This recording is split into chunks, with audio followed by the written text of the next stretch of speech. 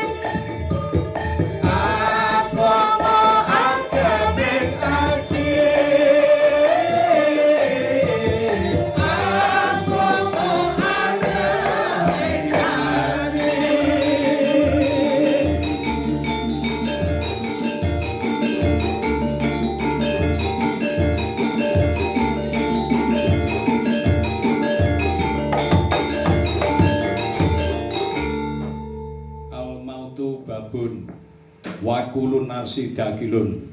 Kematian adalah pintu dan setiap manusia pasti memasuki pintu itu. Masih presiden, bakul plemben, ngulama, bakul opak, kiai, tukang pantri, sopo kowe? Dukun mati mesti memasuki lawang kematian. Tabadol gamelan terbang sewu.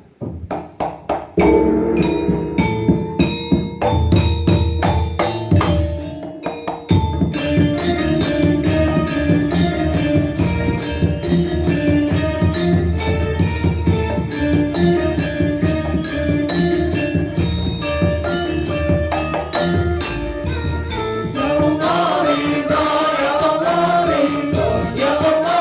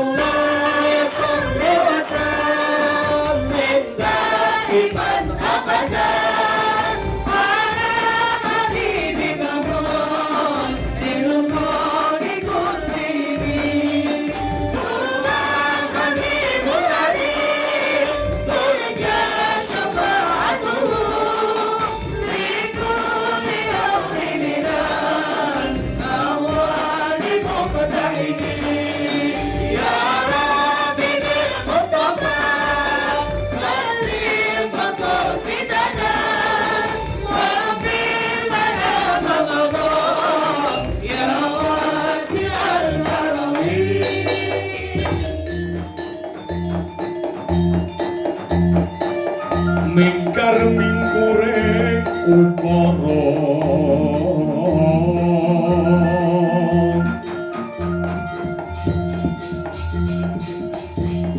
akarana karenan marti siwi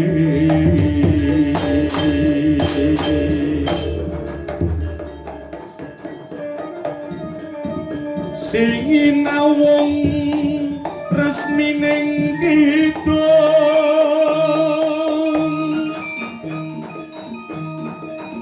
sing inuba sinukarta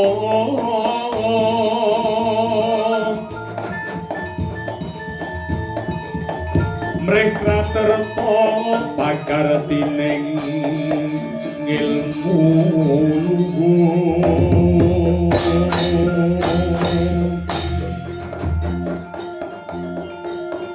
kang tumrap ing tanah Jawa agama ageming aji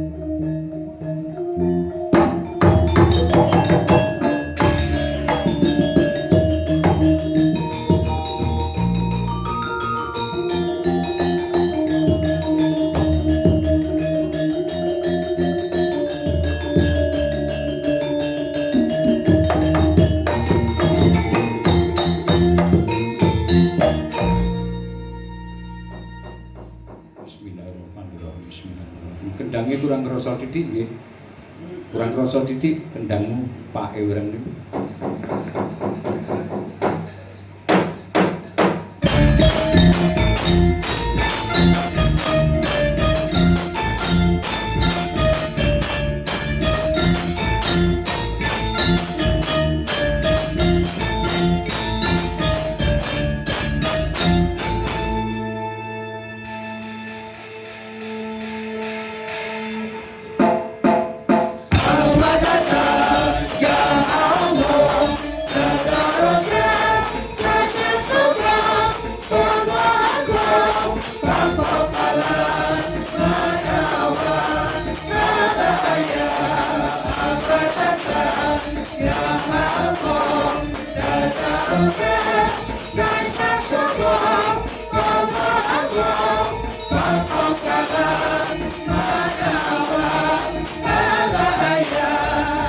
Memuji ing pangeran rahmat salam tan wilangan katur nabi akhir zaman sahabat lan warga pisan abadasa sahabat dan jaroja sejen sudah moga akhlak bapak kalah panawan kalaya wit ingsun memuji ing pangeran kang kagungan langit bumi tetukulan panguripan kasantosan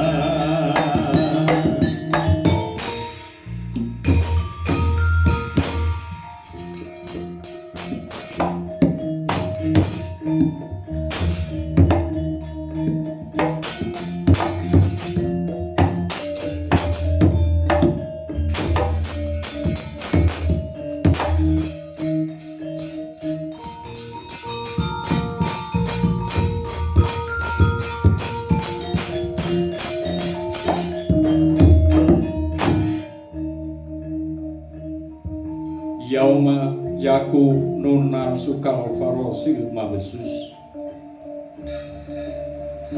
watakunul jibalu kal ingil manfus bakal tumeka mangsa para manungsa padha pating balulung kaya anak walang kang bubar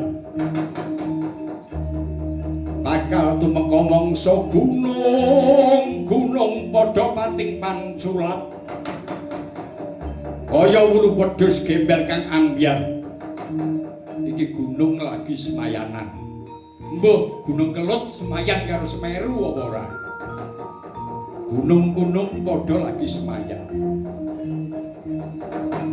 gumpalan pedhut Nusa Jawa gumpalan-gumpalane pedhut Nusa Jawa kados almaut sing giring wadyabala ana sirah sing pisah karo awak kita isak kantor ning sikile karo sirahe ora gandeng tangan pisah karo sikil luka menganga darah padha ngalir aliran kali banjir banyu lan wedi ana sing mati marga kuwareken ana sing mati marga kaliren ana sing mati marga longsor banjir ana sing mati marga longsor marga banjir duka derita menggenang susah gersah gelisah nyakar-nyakar lan rekam kepanikan merojo lelo lan kematian ngintil ing saben-saben sudut panguripan gumpalan pedhut Nusa Jawa prahara menungsa kaya tanpa kenal ampun prahara nerjang karang pradesan mbuh akeh desa nang Cisarua ning muga-muga sing mati husnul khotimah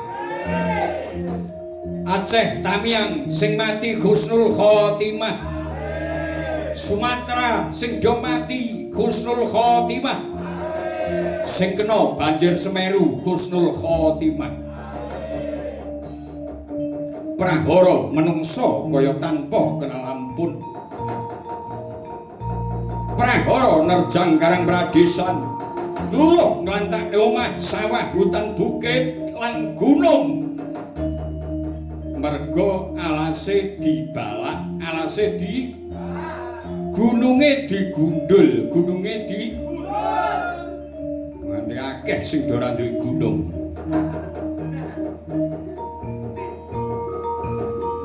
ing ndi prahara menderu ya ing kono kaya tekane almaut ing ndi prahara menderu ya ing kono kaya tekane almaut nanging buma giling famayakmal miskola darotin khaira yara famayakmal miskola darotin syara yara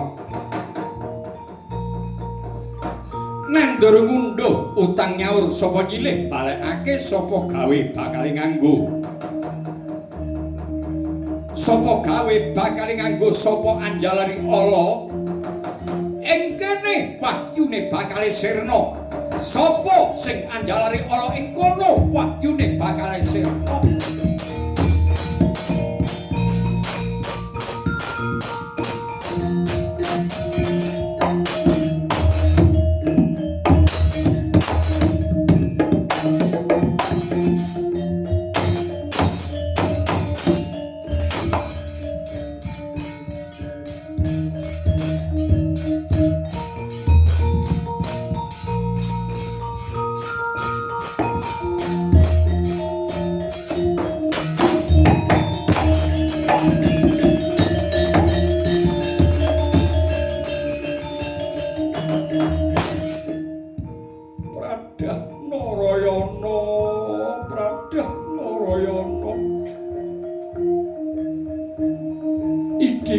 Ibu Ratu Sima kang lairake sira nggih Pradah Narayana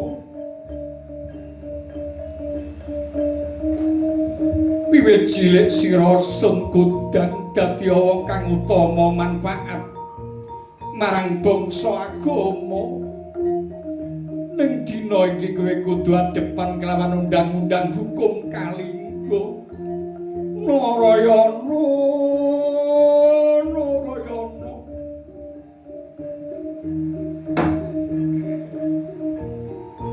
Undang-undang Dharma Sastra Kalingga ngajarake kajujuran.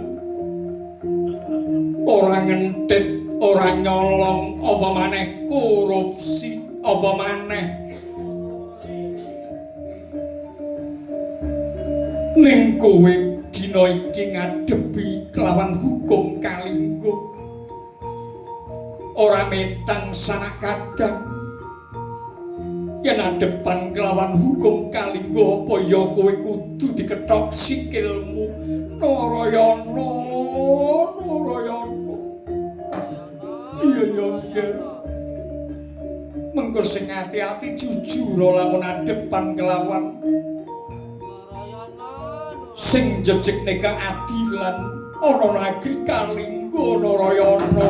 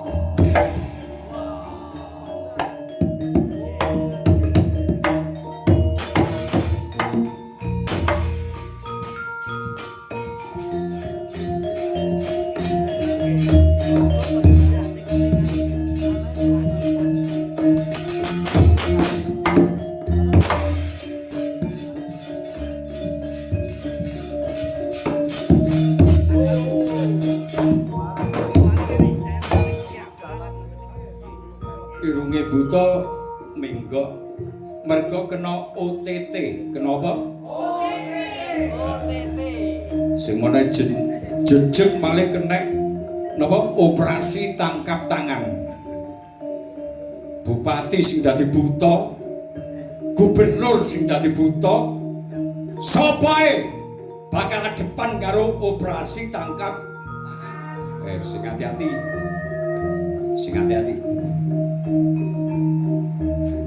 Sing ana sak jeroning grumbul, sing ana sak jeroning watu banyu, setan-setan Jawa Timur padha metu ana proyek siji, proyek pembunuhan. Sing angka loro, proyek penyiksaan. Sing angka telu, proyek korupsi. Proyek metu kabeh. Sing ana sakjroning grumbul banyu lan watu, metu.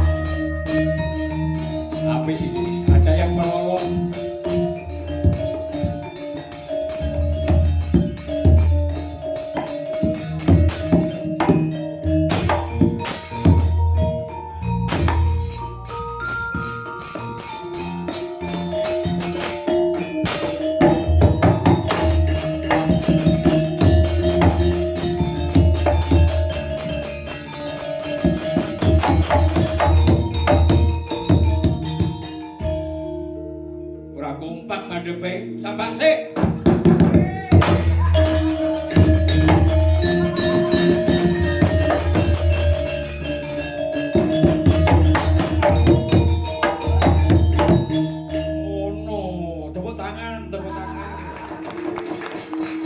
Bumi gonjang ganjing langit kelap-kelap kantong ler kincange ngales resang maweh gandrung sabarang kadulu ukir moyak mayik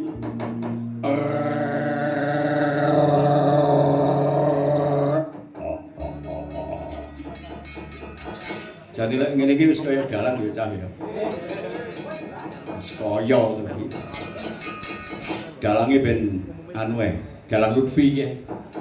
Lar payangan Sungi Muput, ada Den Suryo, ada Pak Jonggo Enggano, ada Mas Tik Turen niki. Dadi Mas Dalang Lutfi. Wis pokoke bayarane rada akeh ngono wis. Mumet mikir sinden sak ngono kae. Nabus sak ngono kae niki namung wayang 1-2 jaman. Niki kae dalange ya kurang fit karo Mas Joko nganti digolekne nang apotik obat nang apotik mau yes pira-pira iso ngancani patekan bengi iki dadi lek enek sing arep napa wayangan Sungi Muput dalange gamelan terbang Suyono niki bagian nyekel demung napa saron niki adalah saron Sungi Muput Demben kentir rumangsaku kaya ora balik-balik. Ampun aku mergo apa dhukur sak dhuwure patekah ngelmune. Sing ngomong sapa? Kula Saiku Solebo. Saya Solebo ning ngoten. Paling ilmune sak dhuwure patekah iki. Padha menenga ingsun bakal paring dawuh kece wali kece setan kece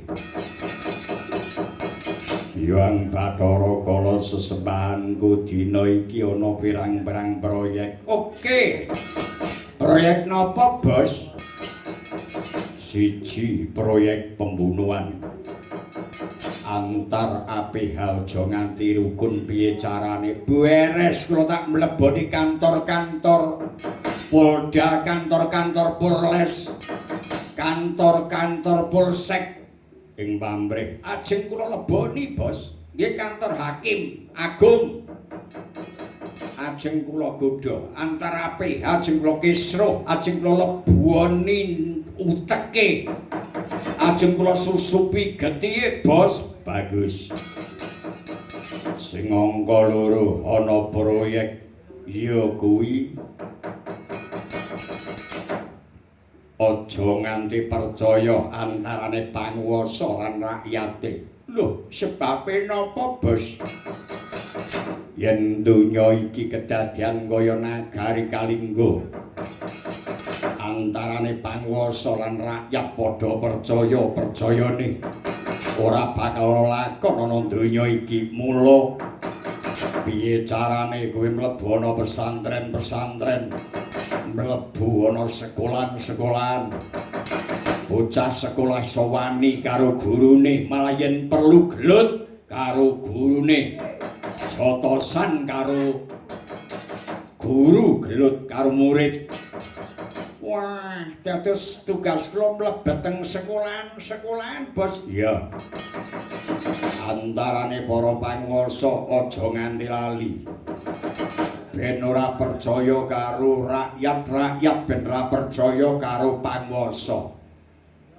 Rangeng to, Jek. Wah, yen ngoten masalahnya mungkin kajenge digarap ben digarap PR iki karo wayang-wayang Kalinggo, Dewan Perwakilan Wayang Kalinggo. Wah, cocok. Napa, Cok? Cocok. Napa? Cocok. Wis, pokoke iku masalahe apa to Kalinggo iki masalahe sing mimpin karo sing dipimpin padha ora percayane. Iki ngono. Wis Dina iki mlebu ning kantor-kantor Gempur Kalingga, mlebu nang pesantren-pesantren Gempur Kalingga, Gempur Kalingga, gempur.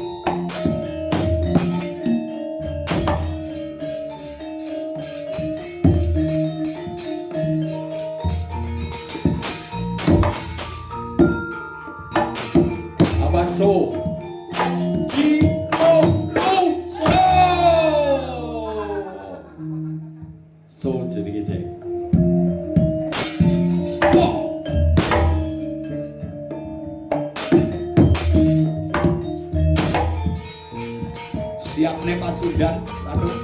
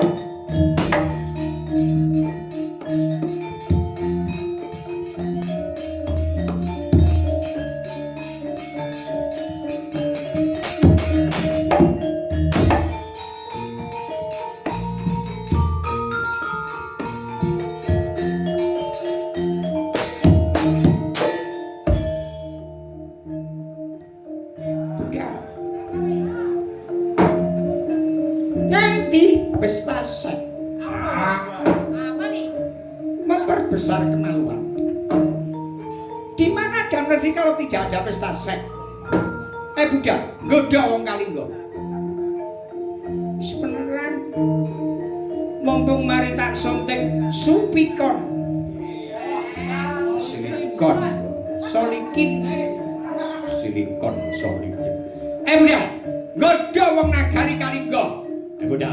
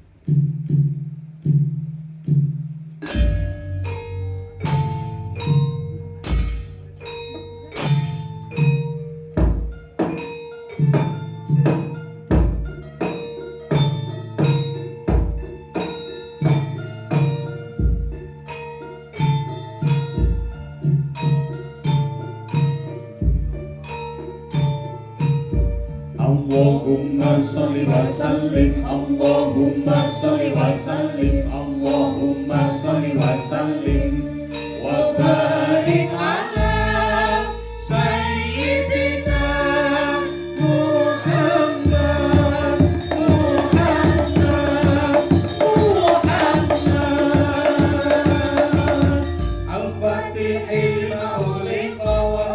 الفاتن لما سبق وناصر الحق بالحق والهادي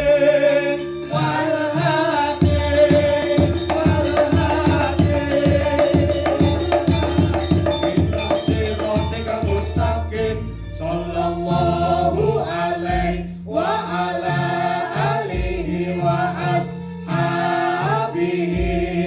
حق قدره ومقداره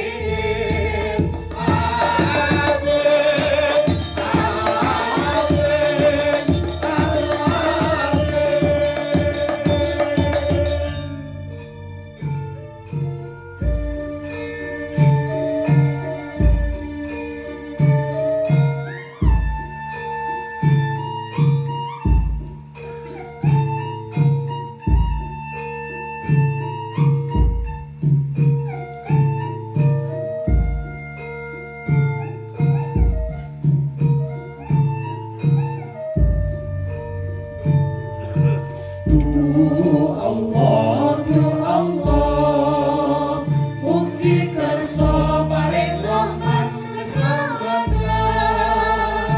Selawat dumateng Kanjeng Nabi Muhammad sallallahu alaihi wasallam.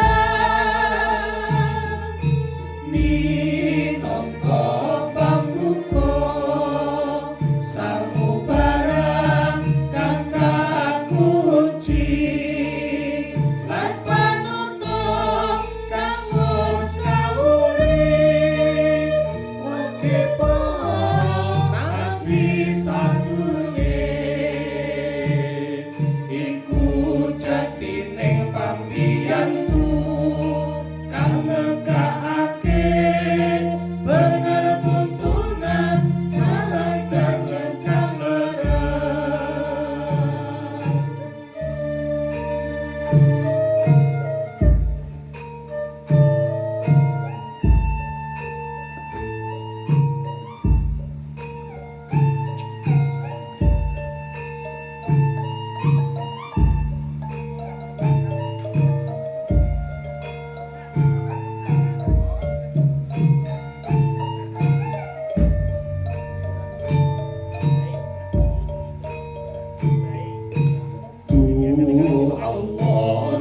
Allah, mugi kersa paring rahmat keselamatan.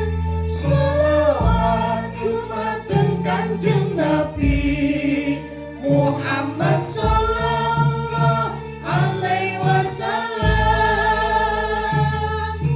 Minangka pambuka samubarang kang kakunci lan penutup kang wis kawuri ugi para nabi sadurunge iku jatine pambiyantu kang nekake bener tuntunan lan jajak ora. Kampus Karang Kadempel. Bismillah. Buka kawitane kandha nglarek ranta ting basa sejarah kuna menusu rasa. Yen narasang saya karo slaras. Kelir kinelari barat kawitane urip layar ginulung tandha kukuting lelakon. Ketebok minangka bumi blincong minangka surya dene kidalang ingkang handhesangaken. Gedhog sarta keprak. Gedhog sarta keprak.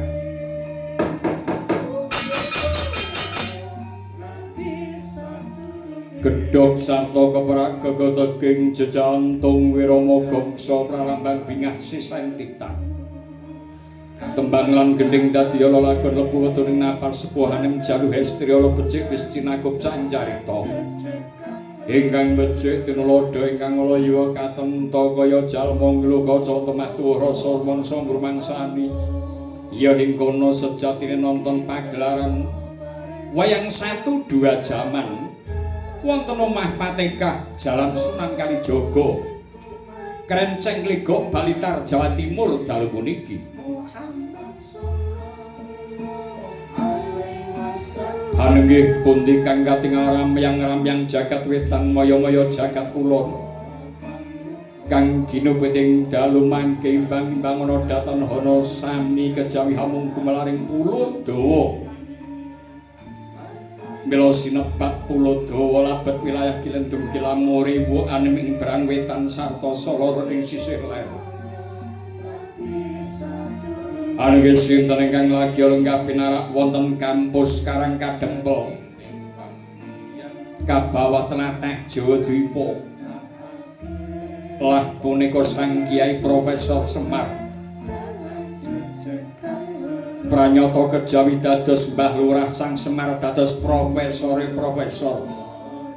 Sang Semar dados dosen gurune para guru kadite asmane wis kuntap saindenging jagat mlebet kapragawan dening mapan panengandeman limang gegataran minangka sumber sagung pranatan kang nggayu idaman nisi ngerah kamardikan pranyata Sang Lurah Profesor Sang Lurah Dosen Semar pangayom kang Sumbaga Wirotama Mahambek Darma Hita Tanu Hita Sara Hita Soma Hita lirisa kandrung mantiung manembah marang pangerane teguh ing andeman titi pamicara titis tetep ing sesanggeman ngegungake lelabuhan satemah kawula lan maha siswa kampus Karang Kadempel samya bekti ngaji-aji sumungkem hambu podatan ringo suyut manunggal hanulada lila legawa ngawula leladi nusa bangsa agama meyang praja wasana muluk kumbul kuncarane nusa Jawa lamun kacaritakna luhur wibawane sang guru bangsa kados saratri tanana pedote mila pinunggal kang hawi carita kaya mangkono denyuting kalbi Sang Kyai Profesor Sang Kyai Dosen ingkang dereng kawijiling lisan sallallahu alaihi wasallam minangka pambuka samubarang kang kakunci lan panutup kanggo kaurip mugi para nabi sadurunge iku jatine pambiyantu kang negakake bener tuntunan lalai jejekan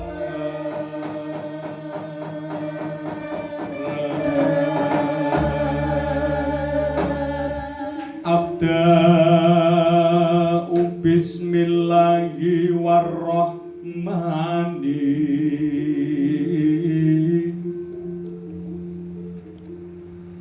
wa birrahimi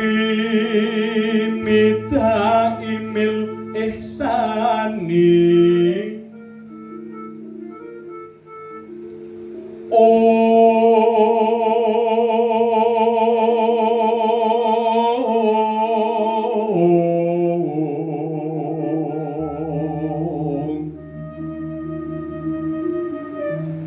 falhamdulillahil qadimil awali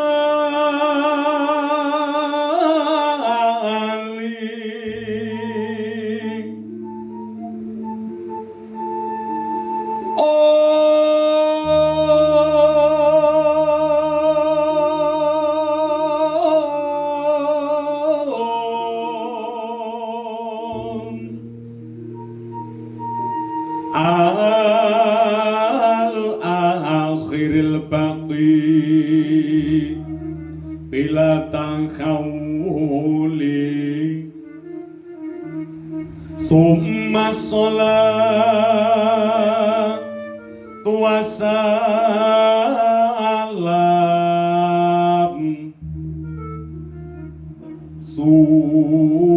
Summa sholat wassalamu sarmada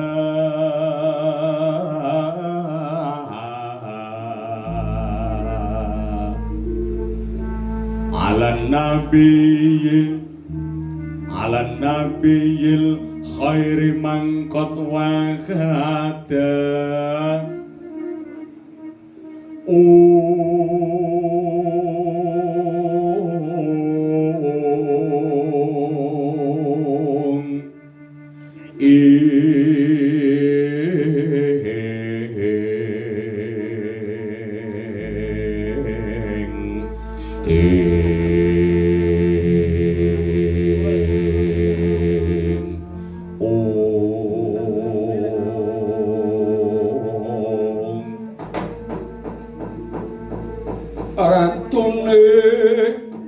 Ratu utama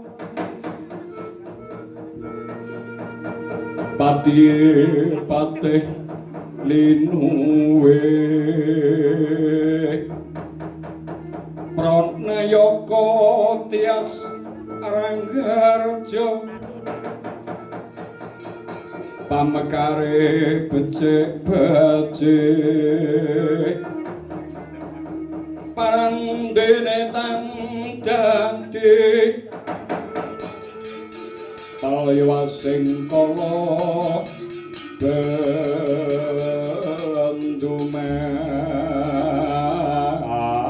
mangkin andodra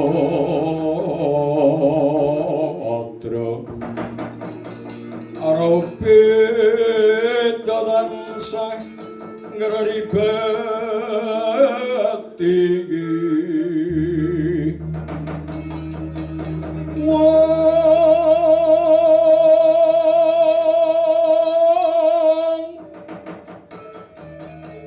Beda hartane wong sanegara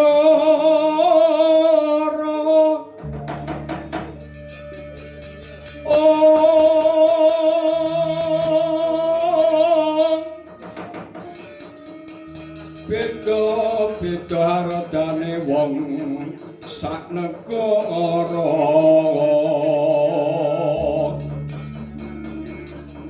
beda hartane wong sak negara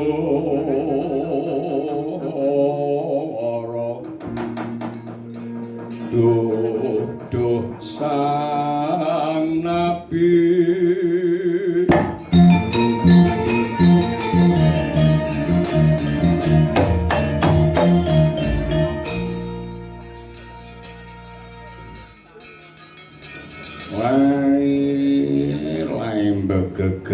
gegek satu lito la ilaha illallah Muhammad Rasulillah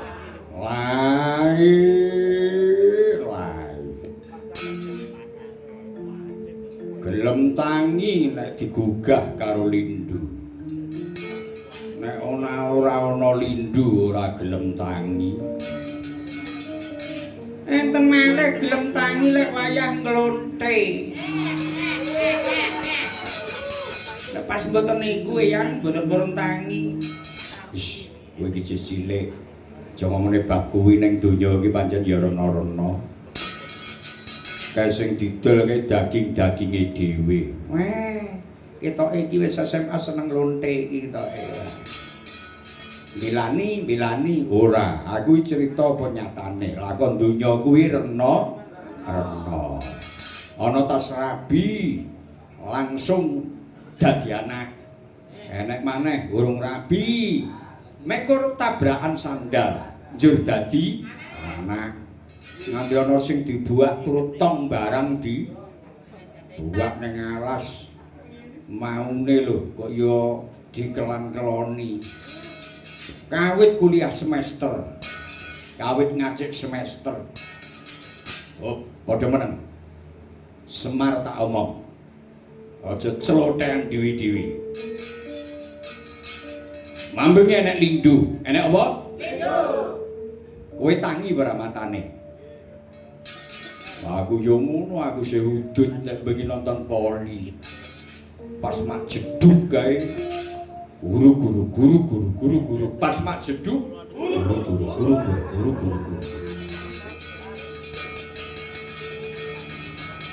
Iki kono kene padha semayan. Mengko lek ndang ana lindu maneh lindune banter 2026 nganti 17. Sing nomor 2. Saiki lakone akeh Kiai Rompi Sakti. Sing nomor 2 Kiai Gelang Kembar, nganti gelange we kembar. Putih. Mula sing padha ngati-ati wiwit dulurku sing dadi kepala desa, lek kuwi ora sepira. Semunggah nganti bupati, nganti gubernur. Malah aku krungu ana dalang sing kena OTT. Napa nggih, Mbah? Mayange wis laris. Ning isih kurang. Mula sing diarani wong sugih iki sing wis ora kurang. Siji, sing nomor 2 diarani wong sugih ya kuwi wong sing weweh. Jarene uripe wis sukses kono kene. Ning nyatane duwe bojo siji njaluk 4. Kuwi jenenge isih urung sukses. Duwe mobil 3 njaluk 10. Kuwi urung sukses mergo isih kurang. Wong sing sukses ya wong sing ora sambat. Wong sing ora kurang. Kok kowe isih sambat berarti kowe durung sukses. Lajeng sukses menika manggene teng pundi Eyang? Sakruh kula niku lek ketemu kanca niku bolak-balik kok sambat. Sing ora duwe utilan. Sing pokoke sambat, ben ketemu kanca kok sambat. Jawaben ae. Ayo bareng-bareng ngedekne pasar sambat. Carane, ayo saurunge wong nang ngarep omah kae, yo nang ngarep omah kae, kowe langsung nangis. Nangise piye lek cara gamelan terbang sewu? Sarane nangis piye? Arepe disambati kowe nangis sik. Piye carane nangis? Sing banter. Kurang banter. Kurang suwi. Oh. Dadi arepe teko nek wong sambat dadi ndang sambat sik. Lho kuwi suarane memedi lek kuwi mau medhot.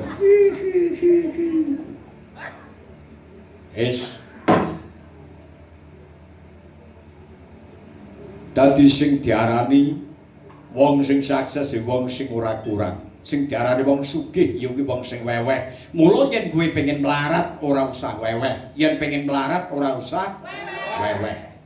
Lek-leken, mut-muten, badok-badoken. Mau sinaune lek wis ana sawah mestine lak ya nandur, ngencepne tetanduran. Wis ana tengah sawah kok goleki sawah. Kowe urip ana donya kok nemen kowe terlalu le mung goleki karo donya. Wis biasa wae. Wong lek wayah sugih ora sregep kliwat penggane meram-merem gedhekne kethek. Ning lek pancen jinatah sugih, wong sugih ki jatah. Ning nyambut gaemu ibadah. Sugih sama dengan jatah. Sugih sama dengan jatah. Nyambut gaemu sama dengan ibadah. Sugih sama dengan jatah. Sing mantep ngono lho rek, sing mantep. Sugih sama dengan sugih sama dengan nyambut gawe sama dengan bagus. Nggih. Sembah nuwun Mas Kapolsek, kanca-kanca polisi, ya Allah do patekan. Ayo rek, sak urung tak lebokne nang Yai Munir ada Yai Haka didum titik-titik Mas Kapolsek. Selamat datang kanca-kanca polisi. Wis muga-muga kanca-kancaku sing do patekan teng omah Patekah ora sampai berhadapan karo Kiai Rompi Sakti. Amin ana ta, rek? Amin. Pejabat-pejabat sing padha diuripe dilemeki karo Patekah teng omah Patekah mboten sampai berhadapan karo gelang kembar. Soalnya ini tuwurs nih KPK nih, tuwurs nih, mboten namung teng pati tok, tuwurs lho. Ora mek kur dalange sing kudu digone rompi sakti.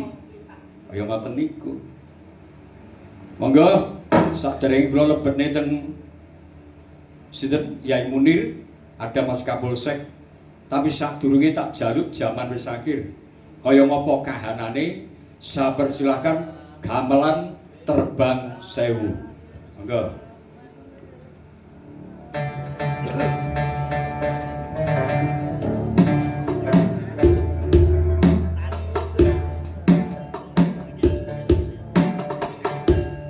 Orang menangis keranda berbaris di bawah gerimis.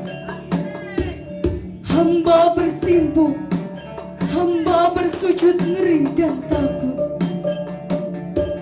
Orang mencakar, orang menampar wajahnya sendiri.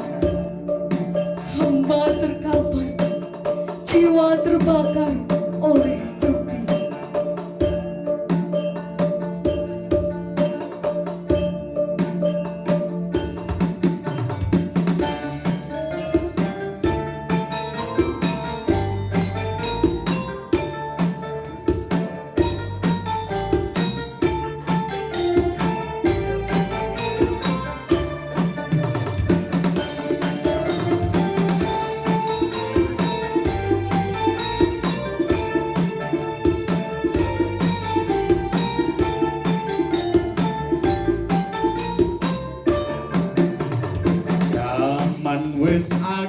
Jaman wis akhir bumine goyang.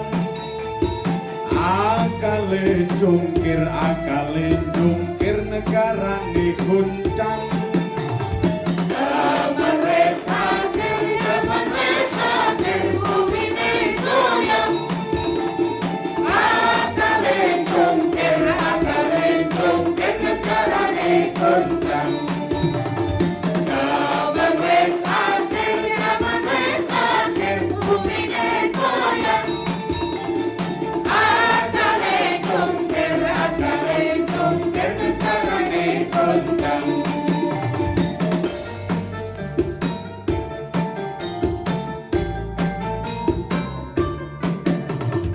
Awan berarah, nyawa manusia berserak-serak. Badai menghantam, laut terbelah, bumi terpecah. Orang bikin luka, menganiaya diri sendiri. Sirna akalnya, lenyap imannya, hilang jejaknya. Zaman wis akhir, dunyane sungsang. Aku mikir, imane hilang. Zaman wis akhir, dunyane sungsang. Aku mikir, imane hilang. Orang menangis, keranda berbaris di bawah gerimis. Hamba bersimpuh, hamba bersujud, ngeri dan takut. Orang menjagar, orang menampar wajahnya sendiri. Hamba terkapar, jiwa terbakar oleh sepi. Zaman wis akhir, hati terpatang. Hati kabeh, uripe menang. Zaman wis akhir, hati terpatang. Hati kabeh, uripe